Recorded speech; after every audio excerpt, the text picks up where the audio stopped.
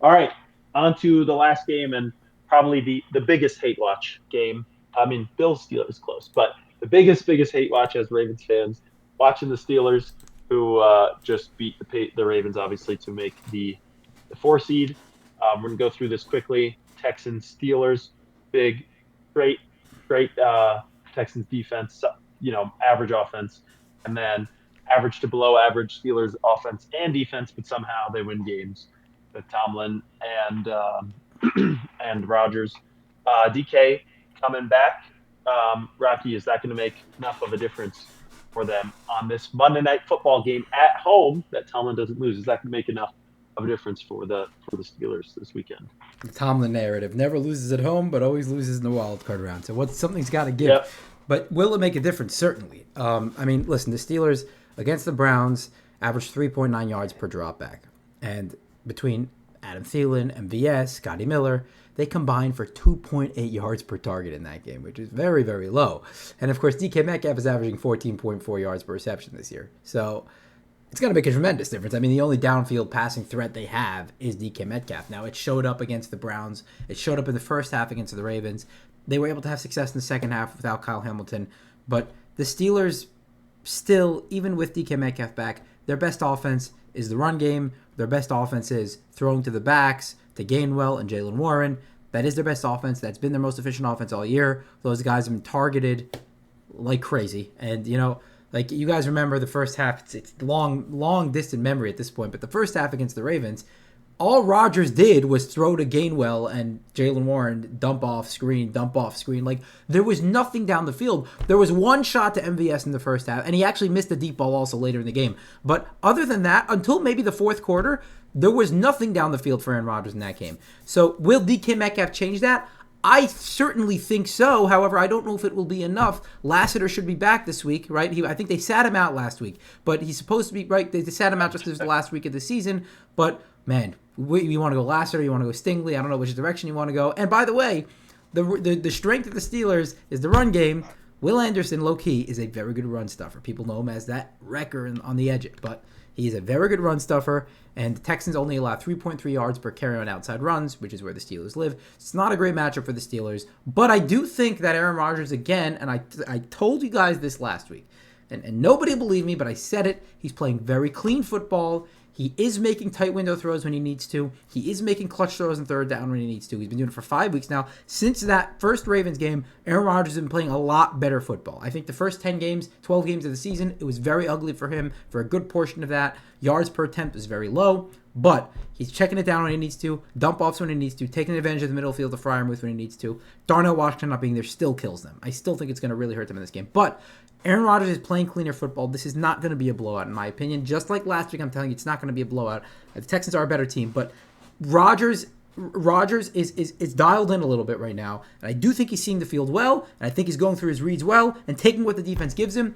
The Texans won't give him much, but whatever they do give him, he will succeed. So this will be a closer game than you guys want it to be. That's all I'm saying.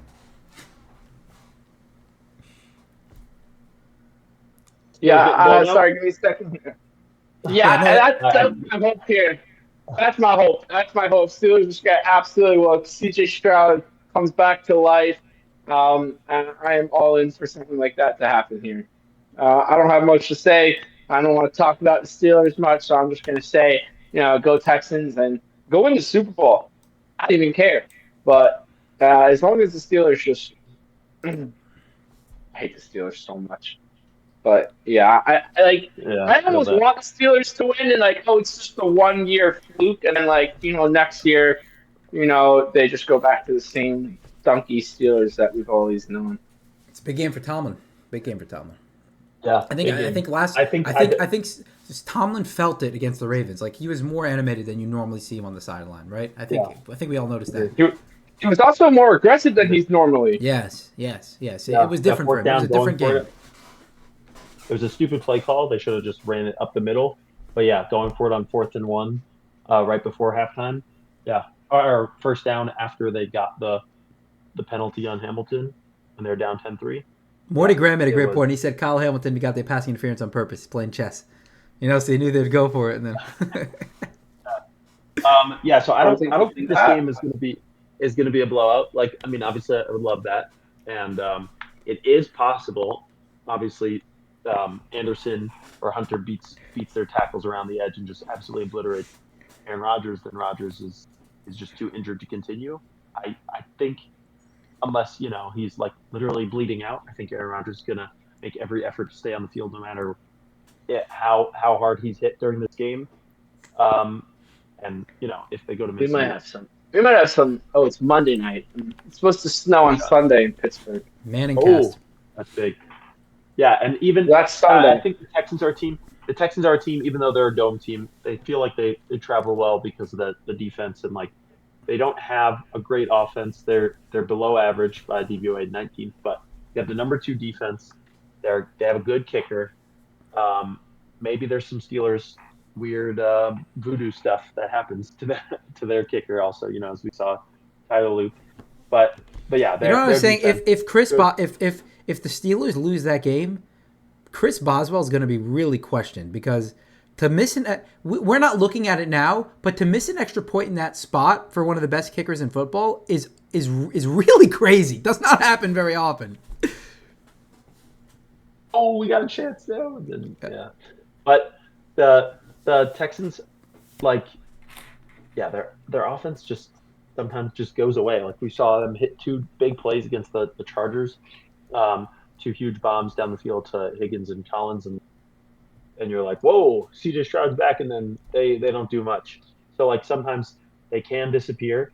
And honestly, there's actual argument to say that Davis Mills was game managing the game better than CJ Stroud at times. But you want to believe in his talent, you want to believe in Stroud's pedigree, and I think the Tomlin streak of winning division 9-8, 10-7, and then losing first round is going to continue. Um, I do think, obviously, picking biased wise, that is what I want to happen, but genuinely do believe that it will happen because the Houston defense will just overwhelm and swarm the dudes that that the Steelers have. The Texans don't really do a lot of like disguises and stuff, so it's like Rodgers They might don't need know to. what's coming. And they don't need to. They're just so good. And Stingley can lock down. It's going to come down to so many matches. It's going to be very exciting when that ball's in the air on those fades or on those goes between Stingley and Metcalf because he's literally their only guy. It's like the Texans are good enough that they have all the dudes to run with freaking MVS and Calvin Austin. Like they just don't have an Adam Thielen. They don't have the dudes at receiver to be able to challenge these DBs. Um, you could say maybe they can get the tight ends going a little bit, their run game. But yeah, they have one of the best run defenses in the NFL as well. They have the top 4 run defense. So like they're just all around awesome, really good defense. Offense should be able to do just enough. What is the line right now? 3, but Texas by 3, I think. That's what I saw. Okay, yeah, I have Texans by 3. So if the Texans win by 3, does that mean the Steelers covered? It means Right? it's a That does nobody. mean You Steelers get your money push, back. just push. Okay. So yeah, if it was 3.5, I'd probably take the Steelers to cover that because I think Houston wins by 3. But um, yeah, I think let's just take the Texans to cover. I'm gonna take Texans to win, cover that 3.5 or whatever. They'll win by the 6 points, and Tomlin gets to stay for another 5 to 7 years for the Steelers, and they stay perfectly mediocre while the Ravens finally rise above. I have a little What do bit you of a think different about ending. A little bit of a different ending Yeah. to this, but I do think the Steelers pass rush can have success against the Texans. I absolutely think that. Texans offensive line's been banged up all season, so that's where their matchup to exploit is. But listen, C.J. Stroud, for all his inconsistencies, very good throwing in the middle of the field between the numbers, 10th best passing grade in the league, and the Steelers with their linebackers, Patrick Queen and Peyton Wilson, cannot for the life of them cover the middle of the field. And you saw that last week against the Ravens. That's where the Ravens had success. You saw that when Patrick Queen was on an island with Zay Flowers, he looked completely lost. I'm not blaming Patrick Queen. Like, him as a middle linebacker is not supposed to be able to go one-on-one with Zay. That play just kind of broke down. They thought they had Lamar in the backfield. Yeah. But point is, whatever, without getting to that, point is that Patrick Queen has always been poor in coverage since his Ravens days, has not covered tight ends well or running backs well, and neither has Peyton Wilson. So they're going to struggle. I think the Texans offense can have success in this game, and coupled with that defense, they should be able to pull this off and cover the 3, and Mike Tomlin will be fired on Tuesday. And it'll be a new era. big. It'll usher in that. Finally, I get to use this word. Yeah. It'll usher in a new era in the AFC North, when we will finally, there will be no more Tomlin, no more Harbaugh. As great as that run was, which it was amazing. How many great games did we get between those two guys? No more Stefanski. Also a good run. But like Harbaugh and Tomlin said it himself. He's like, mine and Harbaugh's careers will always be intertwined with one another, which is true because they came in 1 year apart from each other and they always fought for the division. Big games towards the end of the season. Games that came down to the last play. Game-winning touchdowns, game-winning field goals, game-winning plays, game-winning turnovers. All these things it was everything in Ravens Steelers. You had high-scoring games, you had low-scoring games. And they really were always competitive matchups, but I think we're going to see the end of an era. If the Steelers lose this game on Monday night, it's going to be the end of an era in the AFC North. A new era will be ushered in. Like Tomlin, we made the playoffs, but now it's time to go past the wild card round. Yeah. Like, let's go. You have to win a game. We do not care. We do not care. No, I think care. Also another just I don't know if it was talked about when it comes to this Texans. Has there been a team like this interesting and where like they really were? No one bought into the Texans preseason. No one bought into them after week 3. Obviously, 0-3. No one bought into them until like they're like, oh wait, hold on a second. And who is the defensive coordinator for them? Is that just called by their coach, or is that DeMeco Ryans calls defensive plays for them? No. Yeah, I don't know how it works. I have no clue what's going on there. Yeah, but is he not calling the plays? But DeMeco Ryan, what position did he play in the NFL? He played a running back or a linebacker? He was linebacker.